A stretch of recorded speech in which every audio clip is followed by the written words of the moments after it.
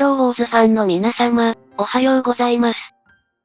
生活費を稼ぐためにアルバイトを頑張っていたら、動画制作の時間を確保できなくなってしまったカーク信者です。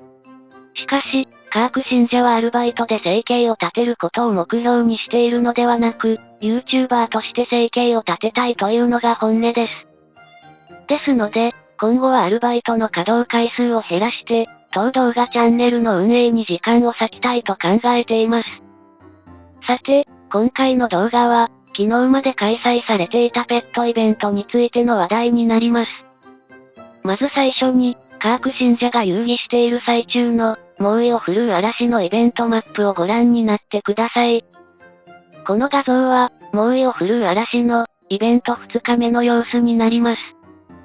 こちらのマップをご覧になられた視聴者様の中には、次のように思われた人がおられるはずです。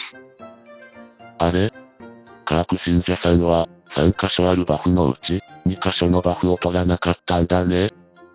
マップの外周部を最初に移動して嵐の抵抗力を蓄積してから、マップの内周部に移動する戦略が、このイベントマップの基本的な攻略法になります。外周部すべてを踏破しつつ、3箇所すべてのバフを獲得する戦略が、一番無難な攻略法だと思いますし、多くのプレイヤーは、そのように遊戯されているはずです。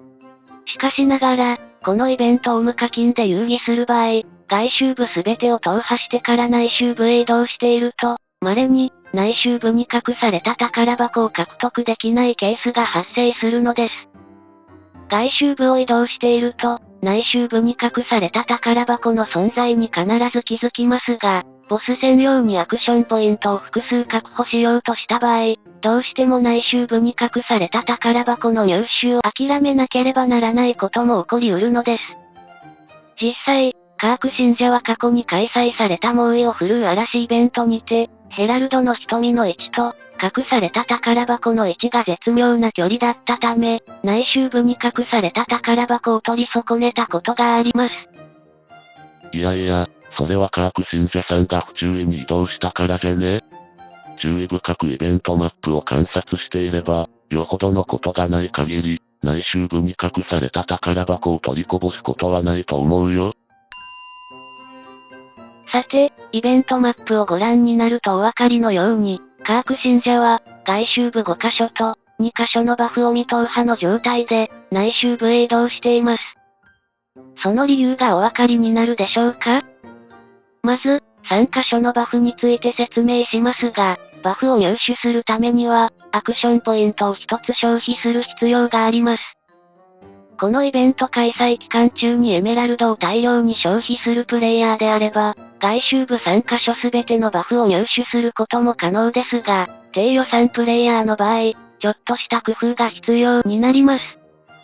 低予算プレイヤーの場合だと、アクションポイントにゆとりがないので、嵐の抵抗力を260まで獲得していると、ボスと戦えなくなってしまいます。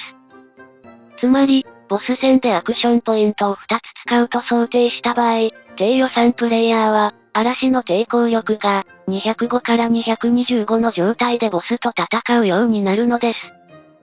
ボスと戦う際のチーム編成によっては、ボスを1回の攻撃で倒せる人もおられると思いますが、カーク信者が所持しているヒーローの場合だと、ボス戦でアクションポイントを2つ使うようになります。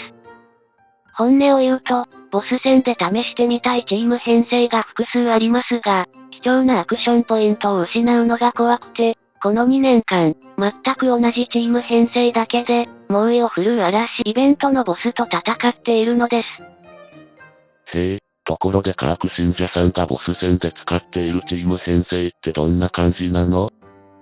カーク信者は、アスタロス、カーク、カイ、オリオン、マーサの5人のヒーローでボス戦を戦っています。前回開催された猛威を振るう嵐イベントでは、カイが最後まで生き残って、敵にかなりのダメージを与え続けていました。当時はこのチーム編成のパワーが84万5704しかありませんでしたが、今現在では92万7860もあります。